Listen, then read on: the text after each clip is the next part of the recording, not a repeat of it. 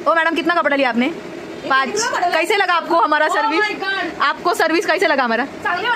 और कपड़ा कैसा लगा? अरे बोला बहुत अच्छा है। रुको रुको, धक्काबुक्की मत करो, सुरुवात से दिखाऊंगी मैं। सकाळी उठल्यानंतर माझ्या अंगात जी ताकद येते ना काम करण्याची, भाई साहब मला असं वाटतंय शेवटच्या जन्मात मी 100% एक कामवाली बाई असणार. कारण ज्या स्पीडमध्ये मी काम करते ना, 10-12 घराची कामं तर मी अशीच करून टाकेन. मम्मी कुठला राग काढत होती काय माहिती या ठेशावरती. 100% हा पप्पांचाच राग असेल. त्यानंतर माझी आजी आलेली, जस्ट बाहेर आले तेव्हा बघितलं आणि ती इतकी जास्त हसत होती. मी इतके जास्त जोक मारते ना, ती खूप जास्त हसते यार. त्यानंतर मग बाहेर गेले आणि 1 तासापासून माझी मैत्रीण माझ्या बहिणीच्या घरी माझी वाट बघते. तिला बोलली 5 मिनिटात येते आणि लिटरली 1 तास लावला आहे मी. त्यामुळे ती चिडली होती, पण मी कॅमेरा ऑन केल्यानंतर ती बघा किती लाजते.